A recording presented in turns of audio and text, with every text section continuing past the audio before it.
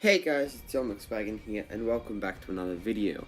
Today, we're going to be doing the Wonder Woman 2017 movie review. Now, this is set inside of the DCEU, just in case you didn't know that, and is set in World War I. I'm going to be ranking this on a few categories: comic accuracy, CGI, casting, other things like that. So with all that said, let's get right into this. You want me to go fucking trash your lights? Do you want me to fucking trash them? Fuck! And what the Now onto the CGI, and which is the first topic we're going to be doing for this review. I'm going to have to say that the CGI was actually really good in this. There was only just a couple mishaps maybe towards the start of the film there was a little bit off, but other than that it was virtually perfect. You know, you can't have a movie without a little bit of mishaps for CGI, but any other than that, it's the CGI, and it was incredibly well done. There was even some practical effects and stuff thrown in there, and visual effects and everything, which I really liked. It wasn't all just CGI, which I liked. I appreciated that in the movie. It was very well done. The CGI effects for Ares were well done as well. fuck is it with you? I was looking at the light. Fuck! And what the fuck is it with you? I was looking at the light. Fuck! Now, the comic accuracy was actually quite well done in this movie. I really liked how they used the original origin story for Wonder Woman. They didn't use the New 52 one, which the New 52 one I don't really like, but the original origin story is just reasonably quite well done, which I did find very well. And also Ares. Now, Ares coming into the theater, I was a bit, what are they going to do with Ares or anything like that? But when he actually appeared, it was a big relief because he looked like he actually did in the comics, which was an awesome relief. I'm not going to spoil anything like that. I'll go to the next part, and then I'll tell you where to skip to that part when we get up to that. We'll get up to that when we get up to that. But it was very comic accurate to how Ares actually looked in the finished movie, which I was very appreciative about. Yeah, they see him for less than a second in the trailers, which I thought was very good. The marketing for Ares was very well done. But the only really comic accuracy that was a little bit off was the World War I, which was supposed to be set in World War II, which I guess why they did it in World War I, because it was quite well done how they did it in World War I. I'll talk about that more in a second, though. And what the fuck is it with you? I was looking at the light. Fuck!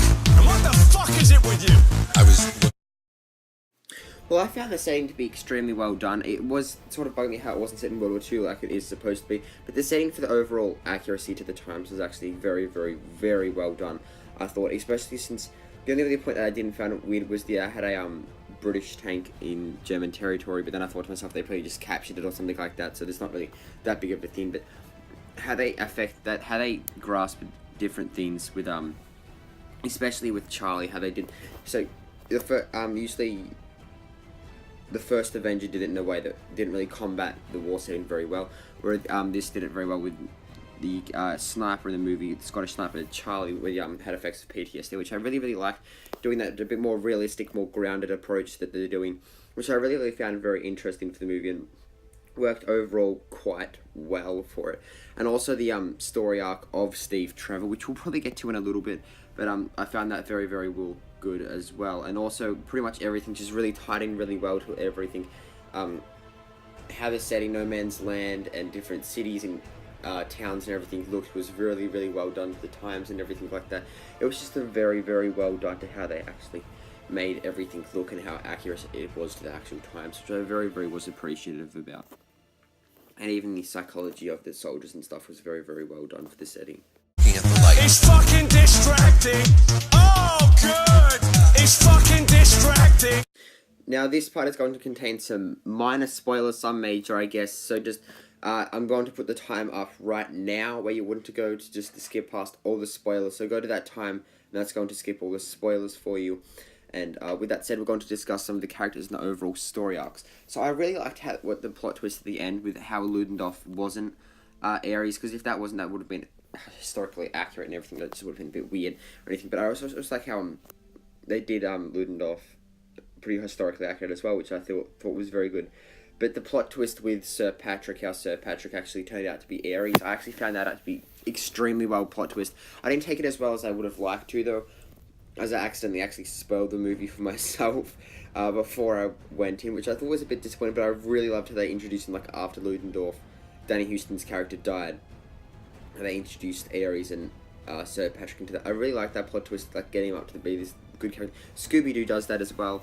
but just a minor thing like that. And I also really liked how they did Dr. Poison. This is the first Dr. Poison as well, so they'll be able to use her in the future in modern day times. So because there's multiple Dr. Poisons, this is the World War II one or World War one in this movie, which I thought was very well done there. And I also liked how they sort of humanized her at the end by the mask coming off and you're seeing the gas damage done to her face, which I really thought was interesting how they did that. It was very well done. But I really, as much as I didn't want it to happen, Steve Trevor had to die. Realistically, you couldn't really have him just coming up and then just I'm still alive or anything. That just really wouldn't have worked, because it really does well for Wonder Woman's psychology and overall story arc throughout the DCEU, which is going to be very well done. But I really enjoyed how they did kill him off in the end, which was very well done, and it was needed for the story, which I thought was very good. And more stories are doing this now in movies and stuff, which I hope not all movies do, because Rogue One did. I hope not all of them do, but just some use the idea. Not all of them. Oh, good! It's fucking distracting! Oh, good! It's fucking... Now, the casting for Wonder Woman was actually very well done. Chris Pine and Gal Gadot as both as leading roles. They actually worked very well for each other, and they sort of looked like their roles, with Gal Gadot looking a lot like Wonder Woman does actually in the comics, which I thought was very appreciative. And me personally was very appreciative of that, because it's also good to have the character look like they're supposed to in the comics, but also look good as well. They're not going to look weird or anything like that. So imagine, I don't know, casting the let's cast The Rock as Superman or something. That just wouldn't really work, because he doesn't really look like him. Where Henry Cavill looks at him and Gal Gadot in this situation. Same with Steve Trevor. He sort of looks like him. He has that sort of feel to him. So the chemistry between them was actually extremely well done.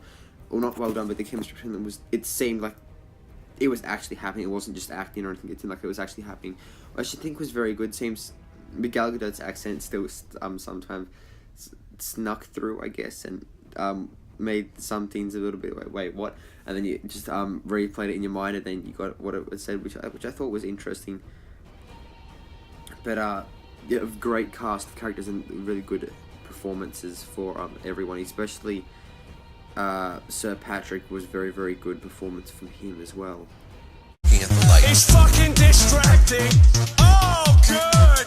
It's fucking distracting! Now, the soundtrack for this movie was incredibly well done. It wasn't the original soundtrack, but it was also very good and everything like that.